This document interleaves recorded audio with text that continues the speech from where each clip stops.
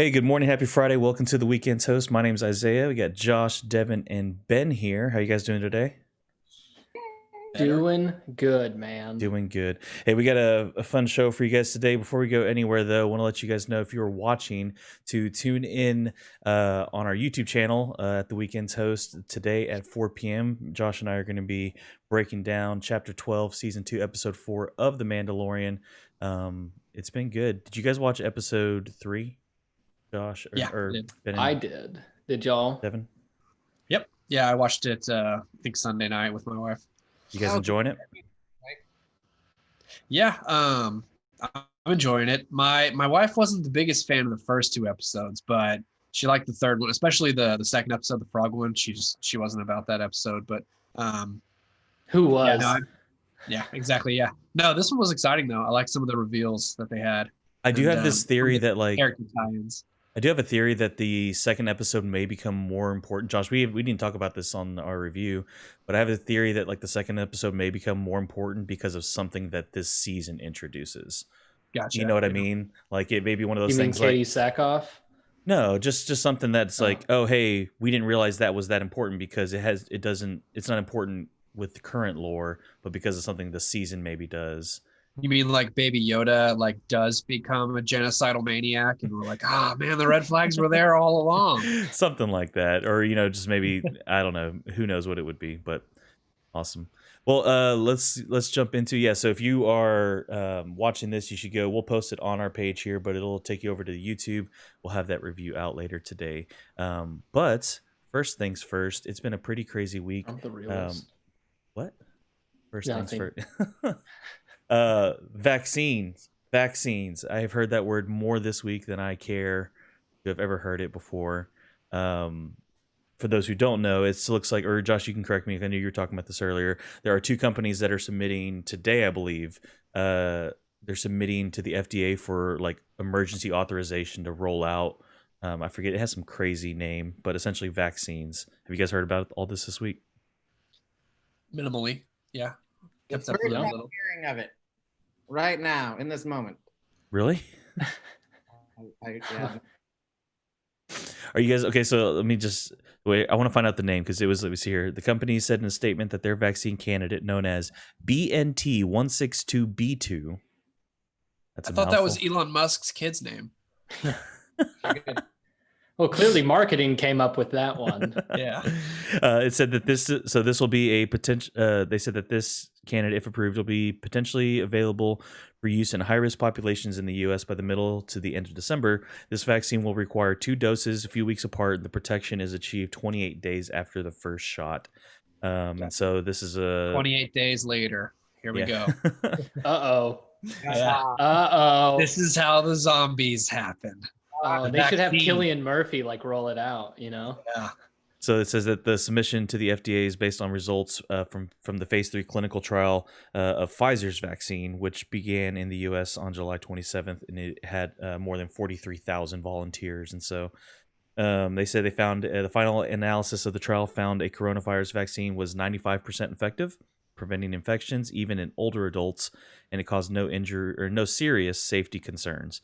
Pfizer and its German partner BioNTech announced this week the submission also includes safety data on about 100 children ages 12 to 15. So what do you guys think? Are you guys ready for a vaccine? You're going to have no part in a vaccine. You'll be the first one in line. What do you guys think about all this? What's our podcast stance on vaccines? Are we pro or anti? I can't. Eclectic bunch of people who are allowed to have different opinions as long as they're pro-vaccine. Oh, okay. I think we have varying degrees of support for vaccines in this group. Oh, I'm really? about them. Well, no, I'm talking about. No, I mean that. Are you an anti-vaxxer, Isaiah? No, it's okay. You're safe here. Listen to what I said. I said varying degrees of support, as in I think we all support it in varying degrees. I think some of us are more than others, but everyone supports it. Well, if you support the Pfizer vaccine, the degree you have to just support it at is -900 or something. Or what was don't it has to be super cold? Did you guys hear about that? No. Yeah, well, apparently the BioNTech one is easier to store. So somebody look that up. It had to be a super cold fridge, and whereas the other one is you can just put it in your regular fridge. Yeah, from what I understand. Yeah. So is that what you meant by different degrees of support, Isaiah? No, I meant that we all are in support of vaccines. Some of us probably get the flu shot every year. Some of us, meh. Oh yeah, I definitely don't get the flu shot every year.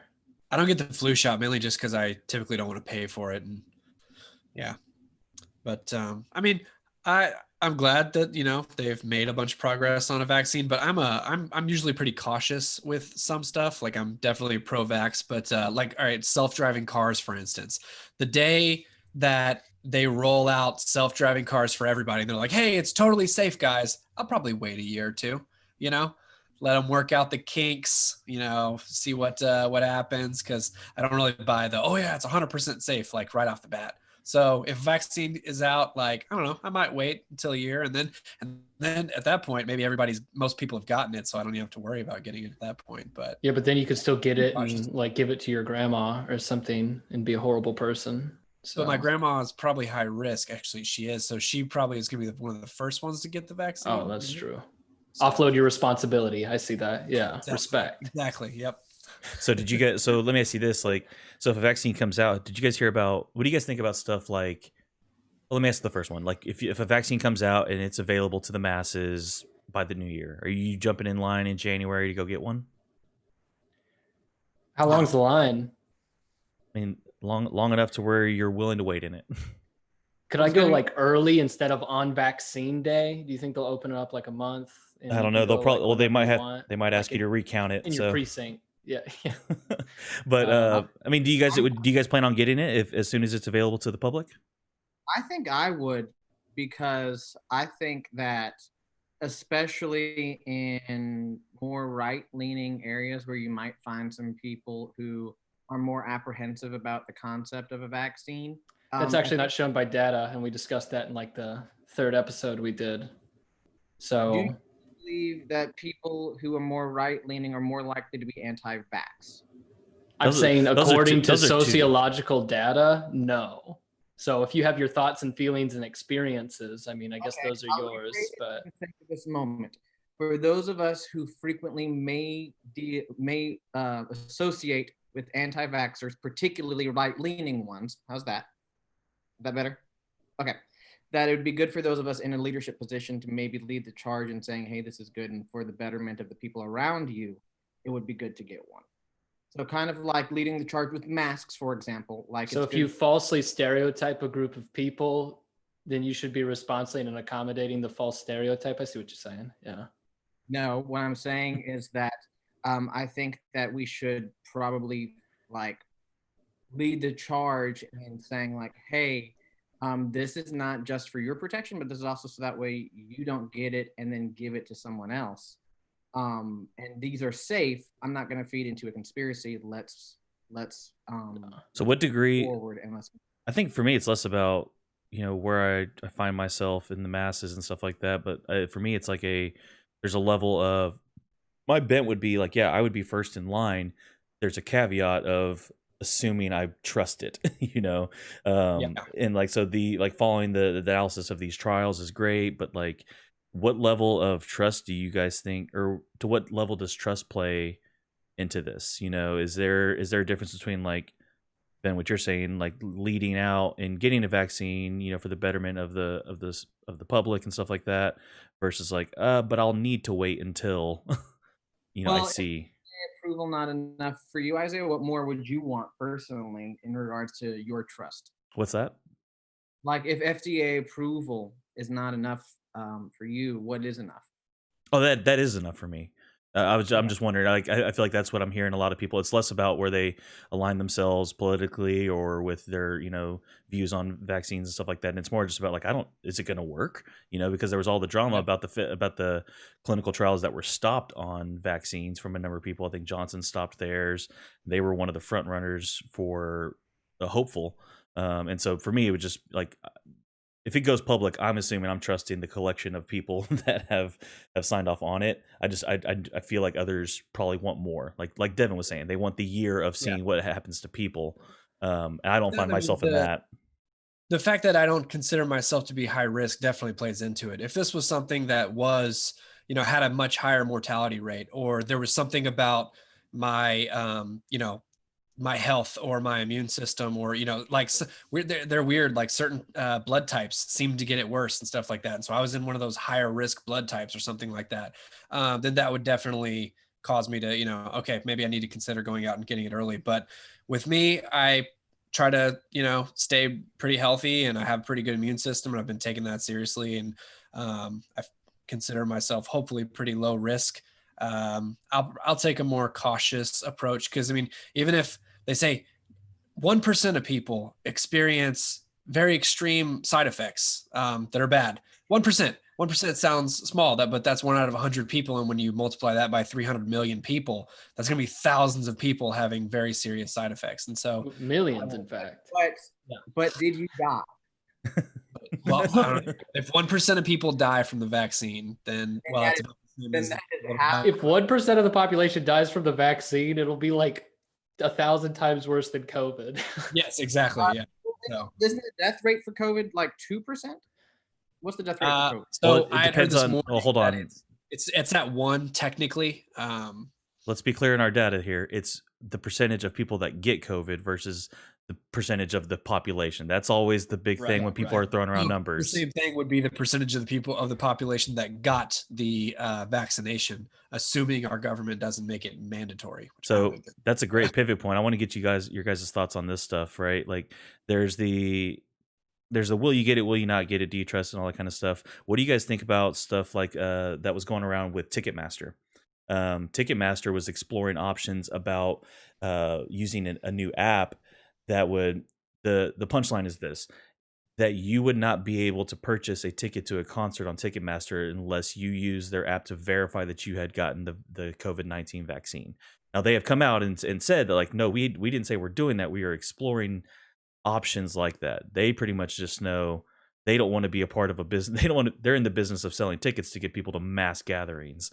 And so they were exploring options on how they may be able to verify people through an app that they have or haven't gotten the vaccine. What do you guys feel about that? Because that's what I anticipate being a real part of our life, is certain things being allowed, whether it's allowed, not allowed. Maybe things cost more or cost less based on whether you did or didn't get it, even if just in private businesses.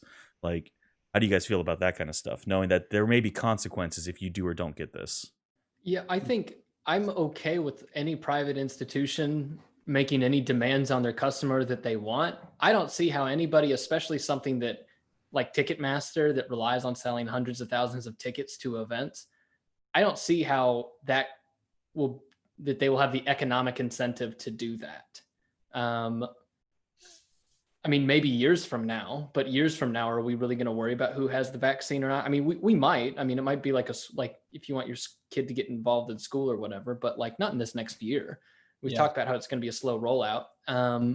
So I don't see that happening. And I don't care if a private organization does that. I think if the government did it, that's different. I have a question on that, Josh. I know some people who are anti-vax, and they have said that if a vaccine comes out, that they will still request the exemption for their students. And they do that presently for other vaccines. And in areas where you see that more popular, you do see an increase in measles, for example. But the question is, how would we feel if the government did not allow a COVID exemption for your kids to go to school, that you had to get a vaccine for your kids to be able to go to school? Yeah. On that, I think that in the immediate, it would just be impractical, right? Because again, assuming after mass rollout, while I don't want the government to require it for things, like I feel like a public school, obviously it's going to be backed up by the law, whatever they do. But I think a school should be able to, any type of school should be able to say, if you want to participate in this optional activity, attending this school, then you need these vaccines. So I'm not really you have to have an exemption for vaccines for public schools. I know that sounds a little in tension with I don't want the government making us do things, but it is a choice to participate in public schools. So whatever the school wants to decide, which might end up being backed by state statute. I think that's whatever they want. I think that should be whatever they want to do. Yeah. Well, I mean, Can I bring up something that, so part of the, we need to see about this vaccine. No, Ben, I can't. Okay. Go ahead. Anybody that listens to this without the video is probably just like, what the heck are they doing? Yeah. Do people listen to this without the video? I don't think people are All watching you this right now. you YouTube Plus people out. Yeah, people with YouTube Plus are taking the time to listen to us. Premium. Premium, sorry. So the typical vaccine process, they said it would take years to do this and to make sure. Can we just reflect on something? This doesn't have to be a pro whatever, but like the one thing that this administration did with COVID, talking about President Trump, they did Operation Warp Speed, which was to have a vaccine at the end of the year, which during the fall, every media outlet said that is an irresponsible claim to make. And now private scientists have come up with something. And so regardless of how long this takes to roll out or whatever, this is incredible. It's incredible that it happens. Also shows how worthless the FDA is, because I think that what the FDA does is they delay things from coming out and ratchet up the cost through regulatory practices. And they're not very good at protecting consumers. That's all another thing. But when some of that red tape is removed, we see that the incentive structure is to get things out quickly. So I think this is a very good thing. And where I see all the skepticism, have y'all been seeing some of the people on Biden's side and a lot of Democratic governors, Andrew Cuomo particularly, are super skeptical about this. About the vaccine? Yes. Well, I mean, and so it's very, I don't know. I think that this is going to be a partisan rollout kind of deal. It's going to be, Biden said, it's a bummer that it didn't, that it's coming out now instead of when I'm president. He just said that. And it's like, his vice president said during the debate before the vaccine came out, I would not take the vaccine if Donald Trump told me to. Can we all say now that is an insanely irresponsible thing to say? I'm not saying that the vaccine's 100% great. I'm not saying give Trump all the credit in the world for what these private companies have done. Give credit to him for allowing the conditions to happen. But to make this into a partisan thing of, the vaccine came out before Biden could take over the presidency. We can agree. That is a very unhealthy route to go down, right? Well, I think attributing it, I think you said it at the end there. I think you illustrated more how the Democrats maybe have done it, but attributing any of this to a party is just silly. I agree with you that it's been extremely cool and I would say a very big thing to see how fast they've been able to roll this, develop these things.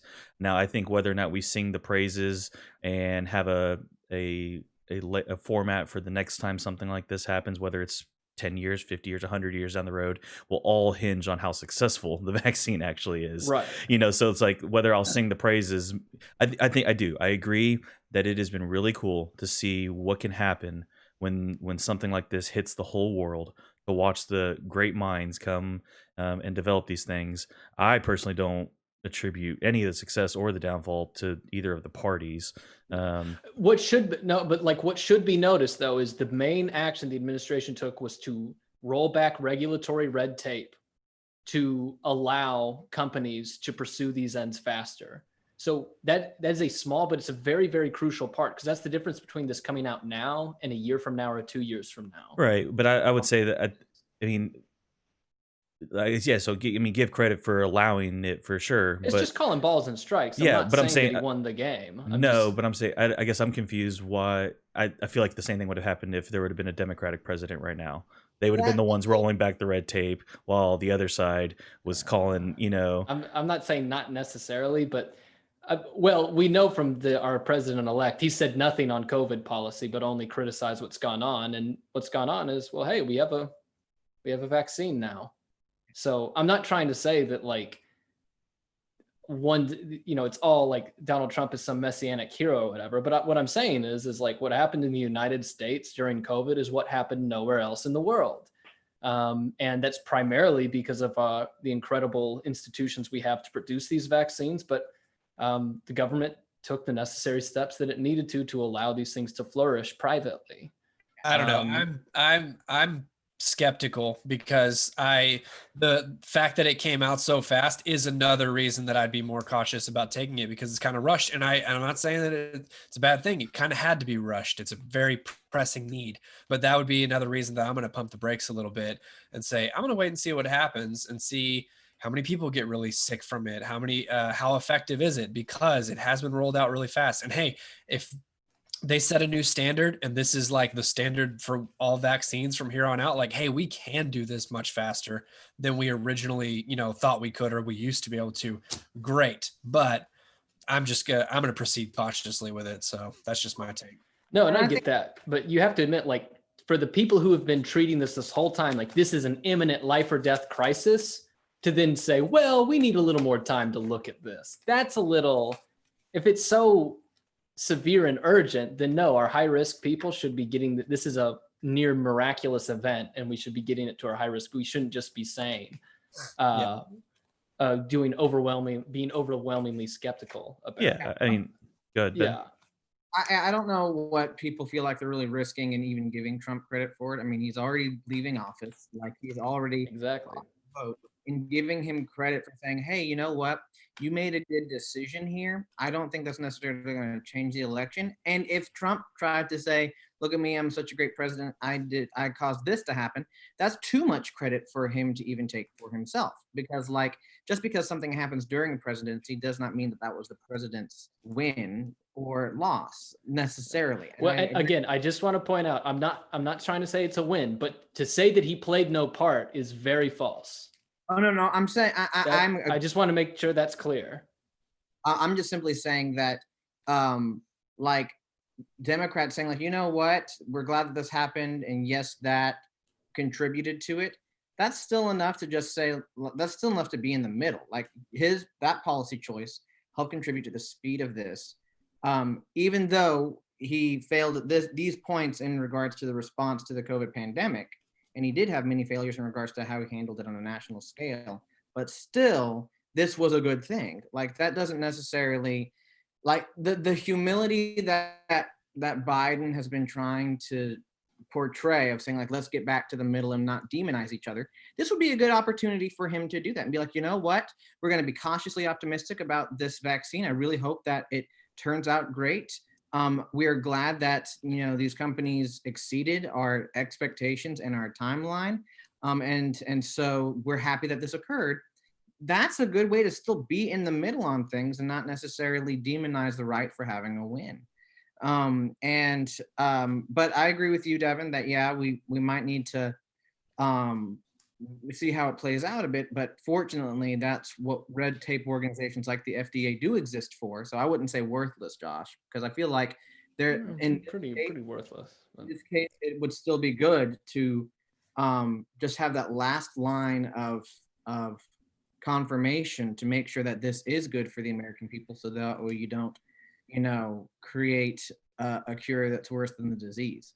That would be the only thing I would want to really know is, with them being able to roll it out faster than anybody anticipated, were they able to still get the same amount of tests done? Were for the 3-year plan versus the 9-month plan or whatever, did you get every single, like the same amount of people that you wanted to get tested? That's, standard procedure. Did you meet that number? And then also, it's very complicated. It's not just testing like, oh, does it prevent you from getting sick? There's multiple aspects to it. There's, will it prevent you from getting sick? Period. If you get it, will it prevent you from, having severe symptoms? And will it also prevent you from being asymptomatic and passing it on? Like, it's not just a miracle cure. Like, there's a lot of different aspects of this that they have to test and kind of figure out. So if all of those have been met in this short amount of time, then I'll have confidence about it. But I don't know that, So let me read through some of these. Is the standards a lot of the things are, well, maybe the standards shouldn't be as strict as we've made them out to be. So let me read through the analysis of this final phase and see if you guys feel we're not doctors. We don't probably know the ins and outs of other vaccines and stuff like that, but just optically, when I read through this analysis, let me know if you guys feel like, yeah, that's a good sample size or not. So again, it was the final analysis from the trial found the coronavirus vaccine 95% effective in preventing infections, even in older adults, and caused no serious safety concerns. The submission also includes safety data on about 100 children ages 12 to 15. This is from the 43,000 people. About 42% of the global participants and 30% of U.S. participants in the phase 3 study have racially and ethnically diverse backgrounds, and 41% of global and 45% of the U.S. participants are ages 56 to 85. So that's just kind of a breakdown there. Like, does any that's you hear 43,000 people, you see the breakdown of young to old, racially diverse versus not. I mean, I guess we're saying white people versus people of color. Is 43,000 a low number for you? The one that maybe sticks out to me is like the 100 12 to 15. I know this isn't supposed to be as dangerous for younger, but I'm just like, that'd be the one that I'm like, oh, there's an opportunity for something that we didn't catch. Yeah, but with that, like, and this is the last time I checked, this was over a month ago, but I can't imagine it changes that much. But I checked a month ago in the United States, if you were under 25 years old, there were only 400 deaths out of the 200,000 at the time. So like children are like I know we talk about kids first, like really not here though. I mean, we are significantly more at risk of dying or suffering health consequences than a 15-year-old, and certainly than like a 5-year-old. For sure. So I mean, so you would say no, it's not a that not doesn't a really bother potential me, bother no. that you only see 100 kids. I mean, by the time a kid gets it, who like before there's mass rollout for kids, right? Because they're so low on the totem pole as far as high risk. There'll probably be a lot more testing done in that so that doesn't really bother me. One of my nurse friends was telling me that like she's seeing it, patients come in and out, and she says, honestly, guys, age, yes, I know I hear that a lot, but the biggest common factor in the people that are coming in and struggling with COVID is weight. That's been the thing that she's noticed the most, and so.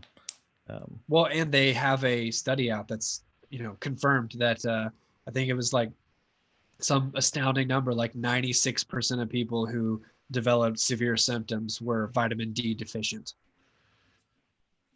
Wow. Like crazy. Yeah. So that's another huge thing. Mm-hmm. So getting out in the sun, people who are, well, and I mean, there's a lifestyle that we're talking about here where, you stay indoors a lot, you're very sedentary, and yeah, those are the people that are suffering. And so it's probably a combination of the weight, but also a combination of vitamin D. Whoa. And they said like 80% of Americans are attacked. vitamin D deficient because people don't get out in the sun near as much as they, used to. So. I would love to have happen because of COVID.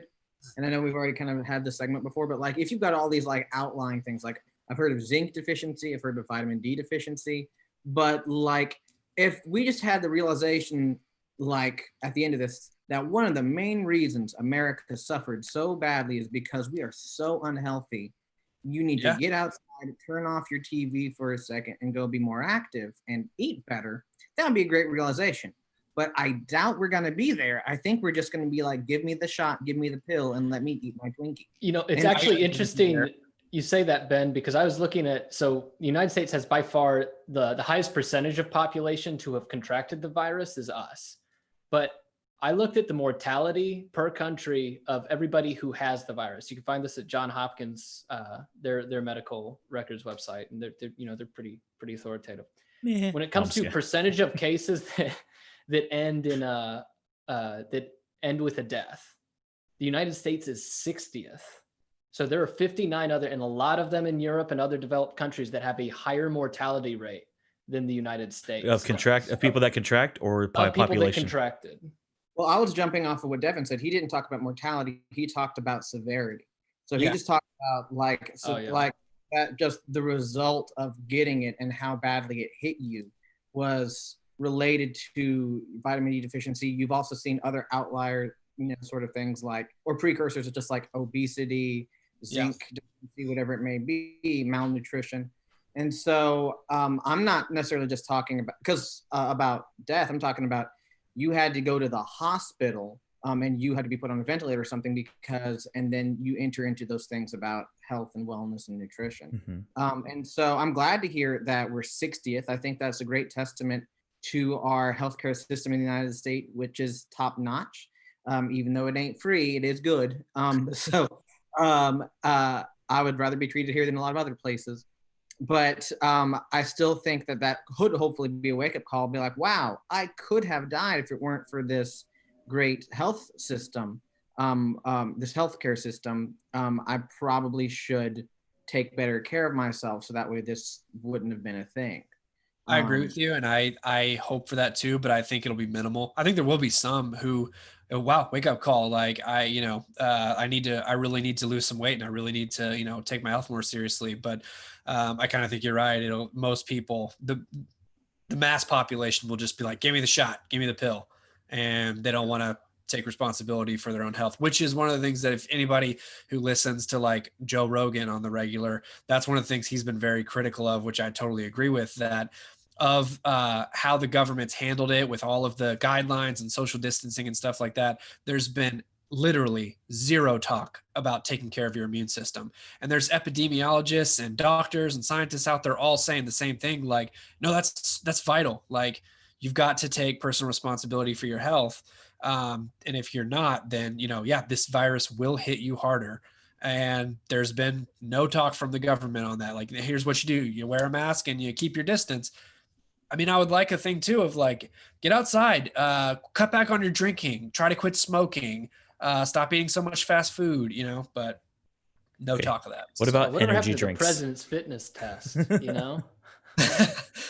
Hey, Josh, if you will, at some point, Laura was asking if that study, I think you referenced, if it considered like adjustment for population size and stuff like that. If you'll put that in the comments either after this or later. Oh yeah. Because I'd be interested in like the depths of. That's what I have noticed for myself is that even in guys in our group chat, like a lot of the times we throw surveys and stats and stuff like that. I have noticed the importance of going down even beyond the secondary level into the tertiary stuff to find out how this was, how this survey, these statistics were gathered, how the tests were performed, when were they performed. Like there was one that I was about to post and I looked at it and I was like, oh, this is 7 years old, which is relatively recent, in big studies, but it was like, oh, there's a better stuff out there. It's really important, I feel like, these days to go and look deeper into stats, especially right now with how sensitive a lot of this stuff is, just to get a better vantage. Not that saying that the data is wrong, but man, you can make a number say whatever you want to say these days. For sure. The old episode where several episodes ago where me and Josh were talking about the wealth dispersion, we had wildly different stats, both from trustworthy sources. Like I can't remember, Josh, I can't remember where yours were. Mine were from the Federal Reserve. Yeah. And they might have made them up. No, it was the census. It's the Census Bureau. Yeah. Census Bureau and the Federal Reserve. Well, and in situations, situations like that, I just went with the feeling in my heart, and I was like, I don't even know why I looked up these because I'm just gonna be emotional about it. Is how I'm doing it now. Hey, so let me ask you guys a question. We're in the thick of it, so I would love to hear y'all's opinions on it. Kind of pivoting off the vaccine, but staying on COVID. Like you keep hearing talks, like about a week or so ago, when or it was last week, I was seeing all the articles that was like Biden's Corona COVID advisor saying we need to lock up for 2 weeks. They came out and said like the guy said like, no, I didn't advise him on that. I was just telling him like something's got to be done, and Biden was like, I probably wouldn't do that anyway. But like you keep hearing, you seeing it in certain counties and stuff like that. Seeing it more and more around the country. Like, oh gosh, sorry. This is on silent. Laura, I'm about to put the survey in or whatever. But for instance, I was following stuff in like Austin. Like Austin last week went to like 50% capacity in gatherings, and then they went down to like a strong like, hey, no more than 10 people. How do you guys, if you were to be told, hey, there's a chance we could be here just in Texas on a stay-at-home order for 2 weeks, and they're going to be strict about it, would you be for it? Would you be against it? And what would your reasons be? I would be against it. Like literally this morning, I listened to a guy. He's another epidemiologist. I put his name earlier in the text. Let me look it up. So anybody who wants to listen to it can go listen to it. Nicholas Christakis. And he was basically saying, you can open up the entire economy if everybody just wears their stupid mask. And he gave a lot of good science for why masks do work. But he said, and this is one of those things, when you let the states all decide different things on how they're going to approach it, like Texas has the mask mandate. I know Oklahoma does not. If you go up to Oklahoma, you don't have to wear a mask. And he had a great analogy for that. He's like, that's kind of like designating one section of the pool to piss in. It's really ineffective. And I was like, that's a great analogy. So I hope that we don't have another 2-week shutdown. And I feel like that shouldn't be necessary. But if they want to do some kind of federal, like, mask mandate, because they've proven that the masks are very effective. He gave the whole thing on, yes, the virus molecule itself is very small and can pass from, through masks and stuff like that. But that's the thing, when you're talking, it's not just individual little molecules floating through the air. It's coming in droplets, and droplets are big comparatively to your mask material, and droplets don't make it through. So let me ask you a question, less on the science side and more just like on if you were having to make the decision. Yeah, Texas has a mask order. I mean, let's be real though. Little to no one is following it. So like, would you? Well, I mean, you're in maybe not in Stephenville, dude. Yeah, but here, in Dallas.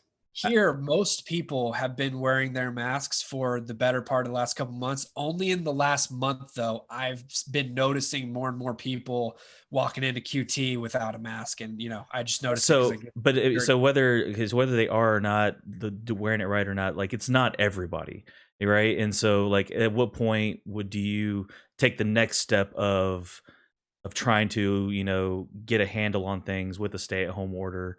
Because that businesses would drive a harder line on it if they knew for certain that they were going to have a hefty fine for not enforcing it. Yeah. And so, like, if you threaten a wallet, I think like you're more likely to do that. But no, I agree with. What if my wallet's empty? That and a lot of businesses are. So yeah.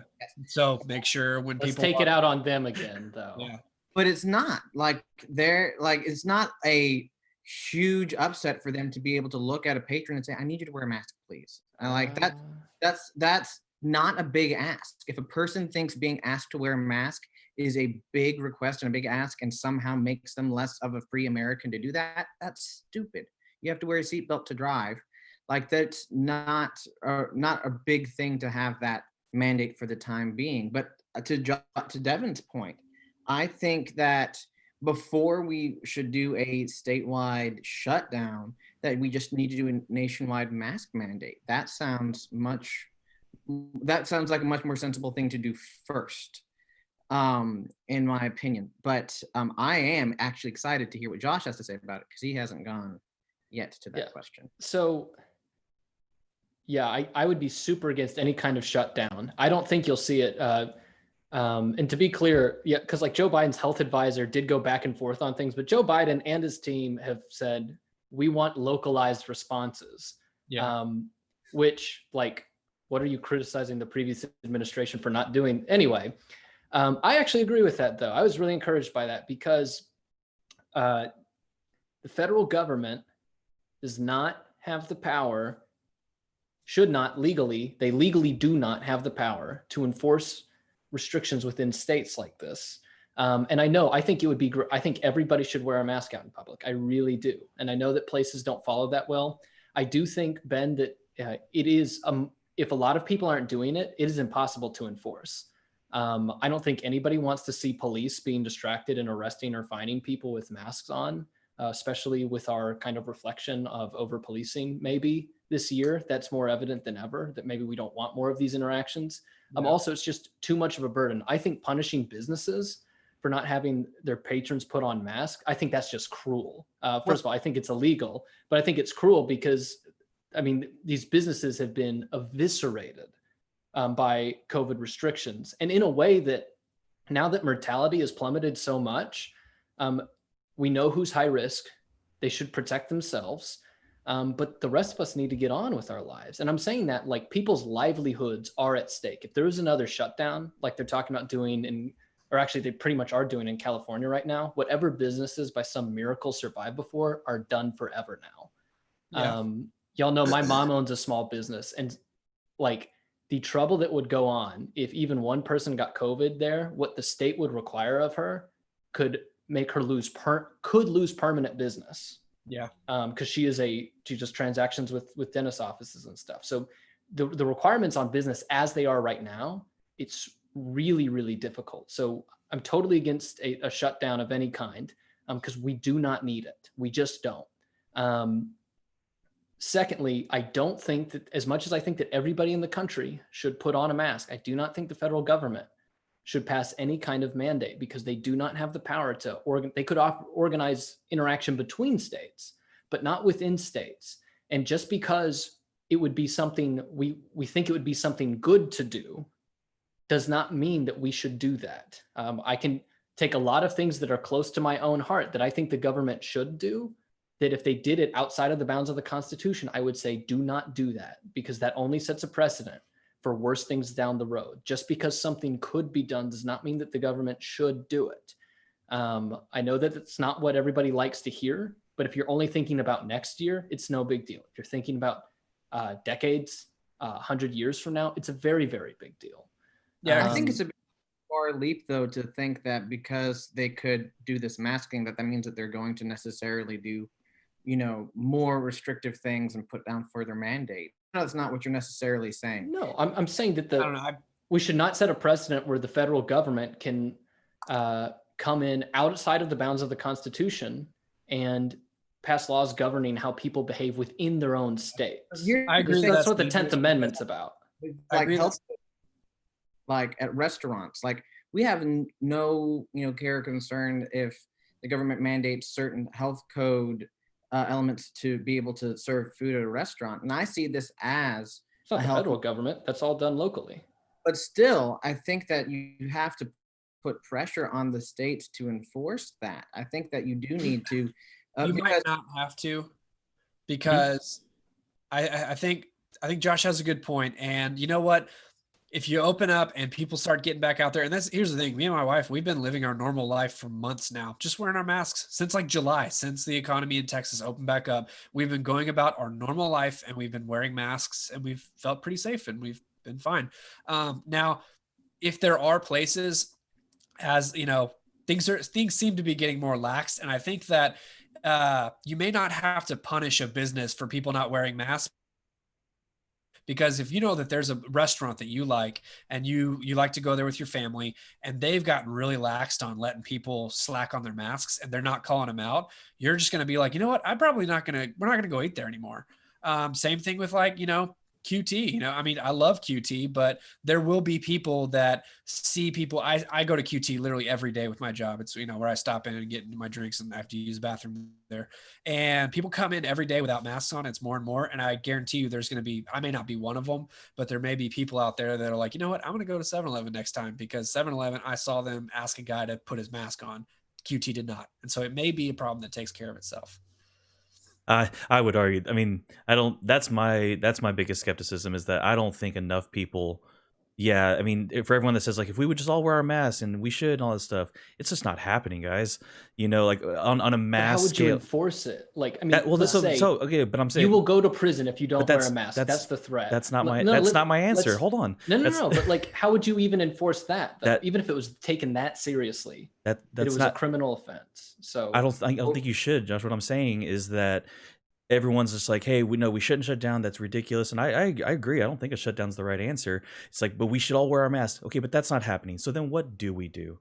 What do we do if we know people are not going to wear their masks to a degree that would actually start to curve this stuff and get a handle on it, but we don't want to humor any kind of restrictions or enforcement at all? Like, what is the middle ground?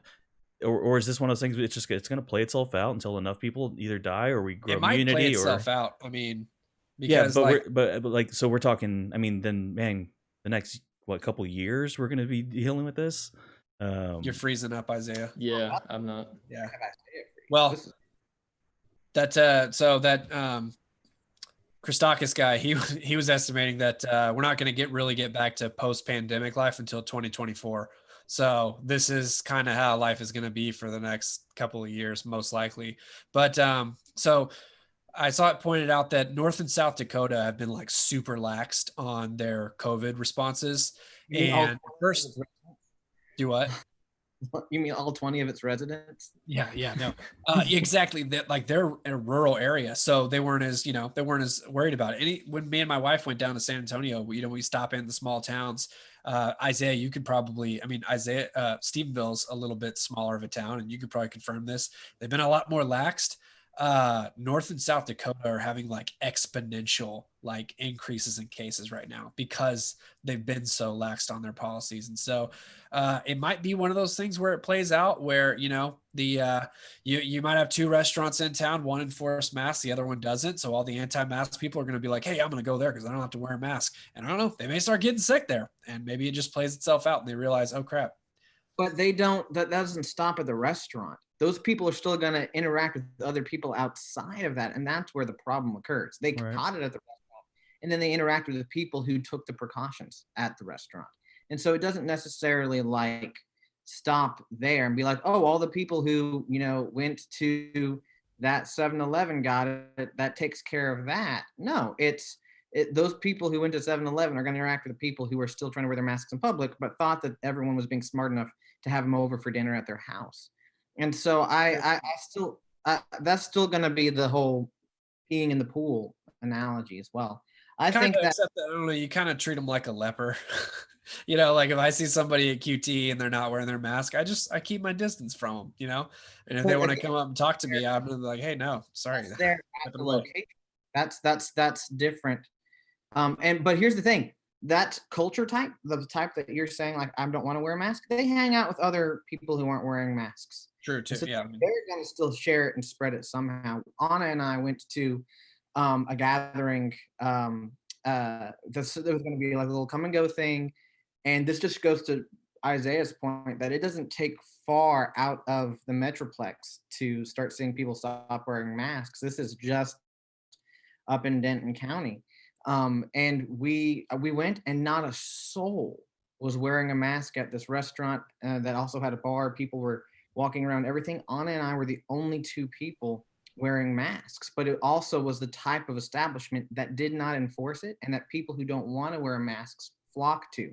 Yeah. But there's still people who were going out and about, still going, hanging out with friends and stuff like that. And even if they all are catching it at that location, they're still going to share it in other places. And that's why I think even that business needs to be held accountable for the fact that it is not doing its proper job to at least just tell a person while you're walking around, please wear a mask. And I think that if they want to stay open, it is the least they can do to follow a health code precedent and tell people to wear a mask. So the last thing that I'll say is that Ben, you're hitting at kind of something that I think would end up being in the long term.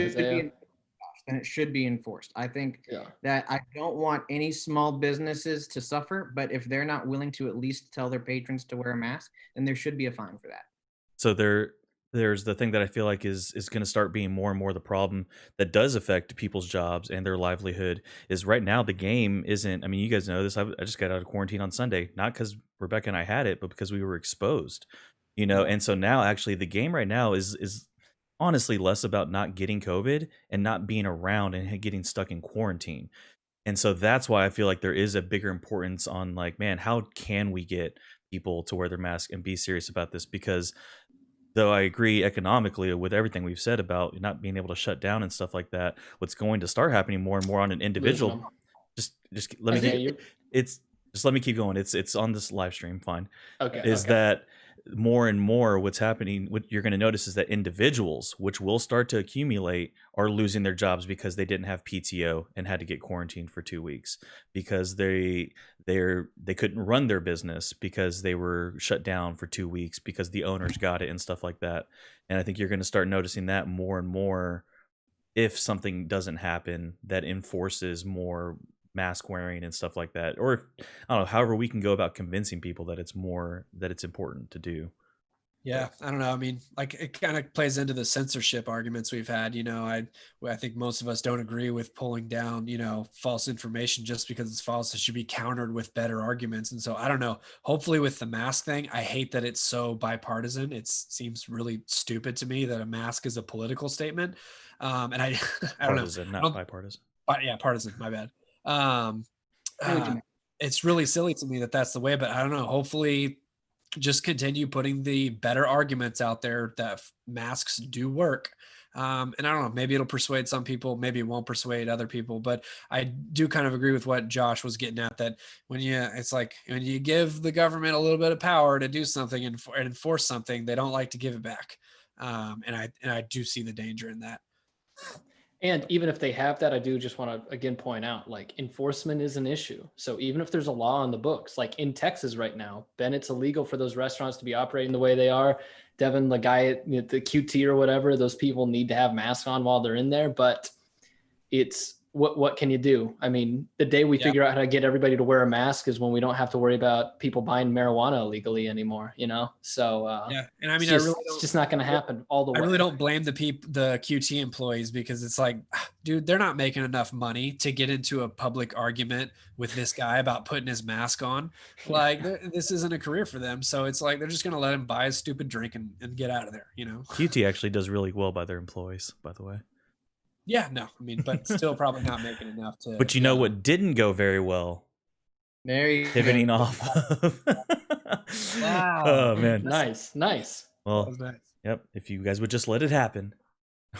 I'm just kidding. Do you have a picture of this? Can you pull it up, Isaiah? I'll work on that. Hey, so here's the thing, to kind of round out, or to kind of land the plane here, something a little lighter. Did you guys see, I know you guys have, but if you're listening or watching, I'm going to pull up a picture, but the Rockefeller Center tree that came from, did they bring it over from Oregon or something? Or I forget what state they brought the tree from, but like their Twitter or Instagram was like posting the picture of the tree, and it's like, this tree is going to be at Rockefeller Center in 2 days. They wrapped it up and they got it to Rockefeller Center, and it was a joke. I'm going to try to find a picture for us. So I literally know nothing about the story of how or why this happened. I've only seen the picture of just how bad it is. Same. So, and actually my wife mentioned, like, apparently there was like an owl in it. Mm-hmm. Like, they opened it up. So yeah. Does anybody have a full story on that? I don't. Did y'all ever watch Futurama? Yeah, occasionally. In New York, in the setting of Futurama, at some point in the past, they brought in owls to get rid of all the pigeons, and so now they have an owl problem, and so that's what that reminds me of. It's like it's New York in the year 3000. Ben, what were your thoughts on the tree? I just was so happy to see that the Charlie Brown tree grew up.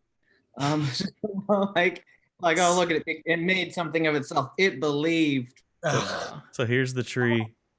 I know that recently someone went over there and like they had cut down a lot of it and they had scaffolding up so you couldn't see it anymore. Yeah. Now they did. Did you see? Trim it up like it's a bad haircut, They did kind of pipe back though. Their Twitter or their Instagram or whatever did kind of. Let me see here. I couldn't find it. It was pretty much like they were coming back and piping back. They're like, look, we heard all of the remarks and stuff like that. But how would you look after a 2-day road trip? And then it was talking about like, hey, we might look like this now, but just wait till we glam up, come back and see us on the second. Like pretty much saying like, hey, we're gonna get this tree fixed. Maybe it's like bedhead, where it's like, yeah, it's matted right now because you laid like that all night. So I don't know, maybe after a couple of days it kind of fluffs back up and regains its former glory. Maybe they got to trim it up in certain areas. So I don't know if they can pull it off and like salvage that thing. Good on them. Yeah, that tree looks like if you don't listen to your mom about straightening your back and having good posture, that's what you'll grow up to be. Yeah, if you don't do that. It was a mess. Do you guys have any holiday plans for Thanksgiving or Christmas? I'm smoking a turkey. I thought you were going somewhere else with that. Same. What's turkey slang for these days? A turkey. I see. Yeah. The Christmas tradition, Thanksgiving tree. That's we're able to eat so much. That is funny. No, yeah, I'm smoking a turkey this week, which I'm really excited about. I've never done it before, but excited to try that. Oven turkey is pretty good, but I don't know. I haven't had a like oven turkey in a couple years that I've been like blown away by. So I'm excited to switch it up and also not risk burning my house down by frying it. Although I've heard Have you fried seen those turkey's amazing. videos? Yeah, Of people deep frying and they spill it all over their, they Yeah. drop a turkey into the deep fryer and just the tips it oil over. overflows and then catches fire, and it's a huge mess. Yeah, or the people that put them in frozen. If you don't thaw the turkey out first, Oh yeah, put it in frozen, it like hilarious. explodes. That's insane. So this will be a little Insane. safer than that. Smoking it. Ben, Josh, you guys got plans? Going over to my mom's, and my sister will join us, and we're gonna do what we started last year, just ordering eatsies. So just have somebody else cook it, Yeah. Do you guys ever switch it up on Thanksgiving or Christmas? Like, hey, we're kind of tired of having like turkey and stuffing every year, or are you like stiflers, like traditional, like no, we have to have turkey and stuffing? Well, I'm not a communist, so no. Okay. We did like lasagna and steak one year, just to change it up. It was fun. We, I don't know. I think it's like with the sides, that's where things get mixed up. Like people just want to bring something new and to change things. But no, we stick to like, okay, we're gonna let Granny make a turkey and stuff. And we are gonna try to go to West Texas, and still try to be somewhat sensible with, not hugging too many people, but it's family. It's gonna be difficult. But we're not gonna stay at Granny's. We're gonna stay like at a hotel, which that's super safe. And so, bring your black light. Yeah. You may not get COVID, but you about other stuff that I just want to ignore. Yeah, That's funny.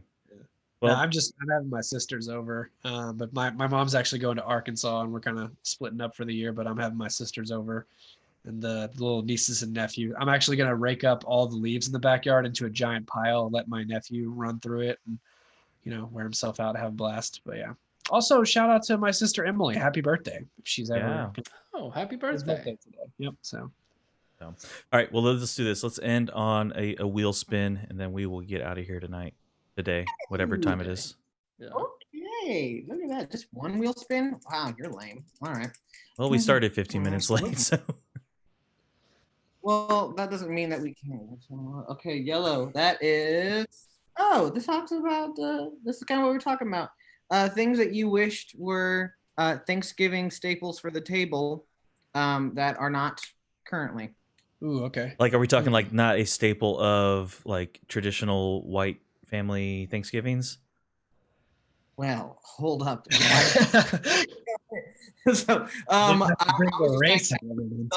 holiday is often associated with this dish, or this dish is associated with this holiday. What do you wish was more prevalent at this time of the year than it currently is? So like you would love that no matter what home you go to for Thanksgiving, that this dish would show up. Smoked meats, brisket. Okay. And Dude, Texas, having a couple slices of brisket right next to your turkey and stuffing, I think that'd Oh be yeah, awesome. Yeah. I'd be down. Yeah. Dude, mac and cheese. Not everybody has mac and cheese at their Thanksgiving. See, Yeah. this is kind of why I asked my question, because both of the things you just named are always at my grandma's house. Really? Yeah. And so Not at mine. mac and cheese may not be at your family's Thanksgiving on the regular. But Yeah. I love Thanksgiving and I love all the foods, but I like the Christmas dinner a little bit more because I feel like there's not as many rules, and so you can mix it up. And so like people make like Christmas tamales and stuff like that. Like I don't have tamales on Thanksgiving, but yeah, Christmas tamales are like That's a fantastic tradition. I would love to see seafood just be more of a Thanksgiving, like whatever one you're thinking of. Like The Pilgrims did use the ocean to come to America, so yeah, like I would love to see more pasta. I know you said mac and cheese, but I just like pasta dishes in general. And so, like, if I saw some more like chicken Parmesan and Alfredo stuff over there, I'd be like, yeah, all right, I'll take Italian food at this table. That sounds great. all right. Josh, did you have another one? um For another spin? That's great. Josh, go ahead and answer while the wheels. I'll go with the smoked meats as well, and particularly spicy food. I feel like Ooh, okay. spicy Yeah. food. Ooh, this is a good one. All right. So, as we've learned from the election, polls mean nothing. And so, like they might tell you a little bit, but for goodness sake. And so I scoured the internet for polls that might be meaningless, but these are the results, nevertheless, of sort of just American know-how and American beliefs. And so we're gonna do a little bit of Price is Right style action to see if y'all can guess what percentage of Americans fall into this category. You should try to get as close to the number as you can, but if you go over, you're out. All right. Okay. So I will keep score, and the winner, I don't know. I'll make something for y'all for the holidays. Maynard, Josh, and Devin. All right. Are we ready? Yo. Okay. All of y'all get the same ones, by the way, of course. What percent of Americans believe in unicorns? Isaiah, you first. Okay, are we gonna switch who goes first each time? Yes. Okay. I'm gonna go with 39%. Okay. Let's go, Josh. I'm gonna say 33%. Okay. Devin. All right, I'll say 32%. Okay, it is 6%. 0 points awarded. Good Lord. What was it? How much is it? Only 6% of people Dang it, believe I was in gonna- unicorns. All right. I was gonna go 8%, but when Josh said 33, I was like, "Isn't the Price is Right thing? You just go a point below them because No, it's- there's no way." all- No, you would go 1 at that point. Don't Yeah. give it away. Don't give it away. That's So, all I was gonna right. go 8. Dang it. This is going to be Josh first. What percentage of Americans do not know what Auschwitz was? It's gonna be pretty high. 58%. Devin? I'll go 41%. That's optimistic. Just because I want this strategy to work out, I'm gonna go 1%. 1%?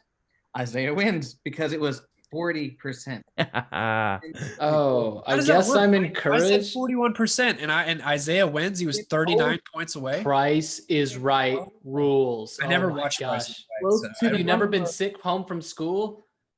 I watched Devin. Senior when I was sick home from school. You have to get as close to the number without going over. Man, that's bull. I thought I should be closest to it. Oh, No, I should. not. I should. Well, I okay, I would have guessed in the 30s if All right. I wasn't serious, but Sure, Isaiah. All right, here we go. All right. What percentage of Americans cannot name a single right protected by the Bill of Rights? So let's start with Devin. Cannot name a single Bill of Rights. One of the Bill of Rights. 58%. It's 58. Isaiah. I'm gonna say Like that's optimistic. too. 19. Josh. Oh. I'm gonna say 50. Isaiah gets a point. 37. Oh, You guys have 37, no so- faith in our country. No, I don't. Okay. Yeah. Well, I've been reading Watch Nate this. Silver all the time, so no wonder I keep getting things wrong. I've Isaiah, watched these YouTube videos too much where they go around and they ask people who was the first president of the United States, and they say like Benjamin Franklin. Yeah, stuff like that. Well, this kind of might fall into that. But here's another one. What percentage of Americans cannot identify Israel on a map? Oh, I'm That's gotta be- gonna go ahead and say 54%. Josh. 60. Devin.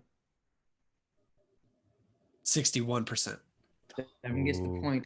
75%. Oh, okay. Yeah. I thought I Oh, was that's hoping tiny. I was hoping you guys were gonna go lower. My original number was gonna be 78. What was it? You said 75. 75. That would've given it away. We'll go into conspiracy land now. What percentage of Americans believe in chemtrails? What is that? If you don't know what Plane thing. Yeah. the vapor trail behind jets is really a government conspiracy for them to like be controlling your mind. Okay. I thought it was And I the think weather. that Josh starts this one. I'm gonna say 3%. 3%. Devin. I'll go 14%. 14%. Isaiah. I'm gonna straddle you there. I'm gonna go 15%. Josh gets the point. 7%.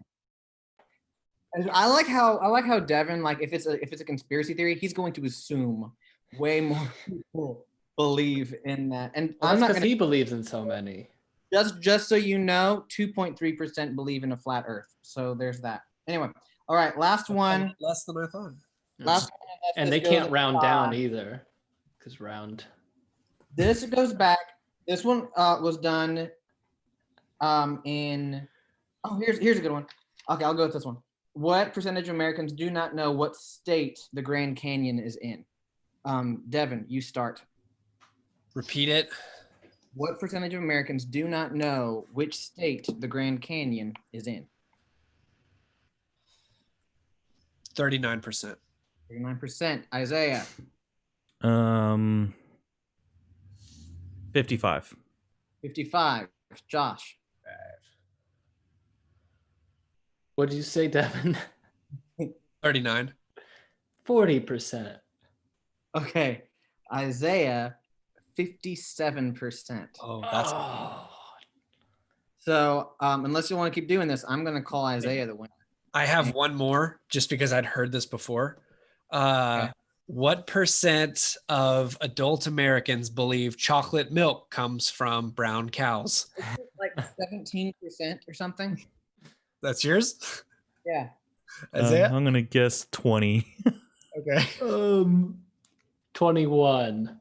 Yeah, it's 7, but it's still Oh. more than it should be. So here's a few. I'll just get off a few that were like ridiculous. 51% of Republicans think Obama was born in Kenya. That was 2017. 51%.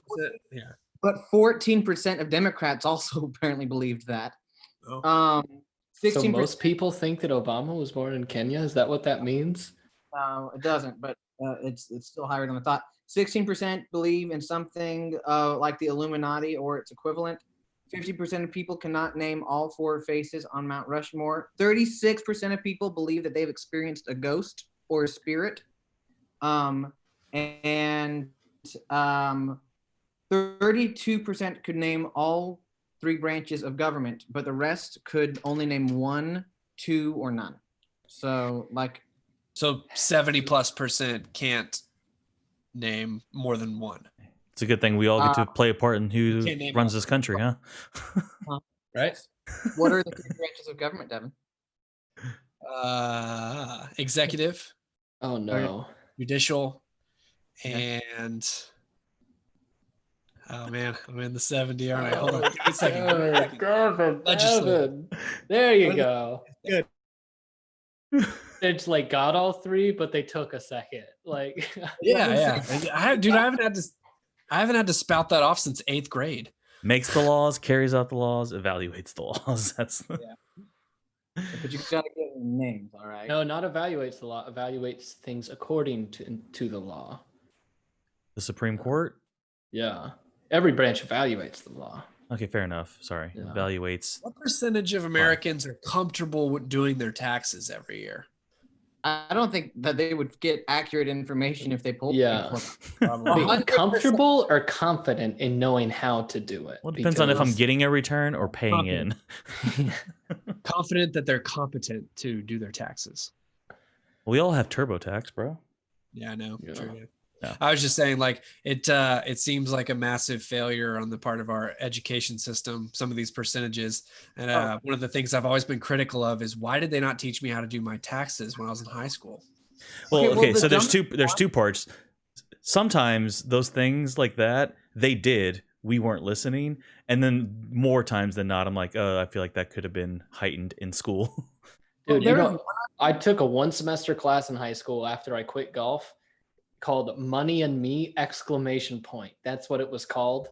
I learned so much in that class. I learned about how debt works and buying a car, how to write a check, and like all Dude, I these wish I things would've had that. that. Yeah. Yeah, dude, like I would tell like there were things my parents didn't know that ended up helping me make good financial decisions as an adult. And I just took the class randomly. I'm like, wow, we should really, I mean, especially only a semester. See, I'm like the worst case scenario because I took similar, like our economics class, whether it was on the curriculum or not, like taught a lot of that stuff that one semester of economics that I had. But I did not make the decisions that I needed to. So I learned it and still didn't do it. Dude, you know what we used as a core curriculum in my public high school? Dave It's Ramsey. Dave Ramsey. Yeah. Okay, so on this, I know it was good stuff. It was just pretty much all the stuff that's like, hey, don't be an idiot and get in a bunch of credit card debt. I'm like, Whoa, wow, I I would feel have been attacked. an idiot. this is the one I didn't really share because I don't know how much. But if y'all are talking about the education system, I have to say it. What percentage of people thought that the sun orbits the Earth? Oh no. When was this? No. When was this a thing? Survey 2018. 2018. So flat Earth was already a thing. Do they think the sun orbits the Earth, or I think it would have just pulled a percentage away from. It would have divvied up that pie some more. I'll say maybe there's still some committed Aristotelians. 27. You say 20? Pre-Galileo is 100%. I don't know. You're asking it, so it's probably higher or lower than I thought. You're really close. That's some. 25% of people, and I hope that's just them not understanding the question. But like multiple websites said something similar. I'm like, that can't. That has to be wrong. What if the question was like, do you believe that the sun rises and sets? Because like that would be like a trap, you know? Because we I all don't know. talk about it like it does. I feel like it would have been higher than 25 if that's how they worded it. Yeah. That's true. Yeah. So anyway, all right. Well, hey, if you guys are still watching, be sure and check back later today. We'll be posting the video to our Mandalorian Chapter 12, Season 2, Episode 4, where Josh and I are going to spoil it, talk about it. So I guess if you don't want to watch it, or then don't come, but you should. You totally should. You guys got any final thoughts? I'm gonna pig out this week. All right. So Neato. We'll end on that. See you guys later. Okay, bye. happy Thanksgiving in advance.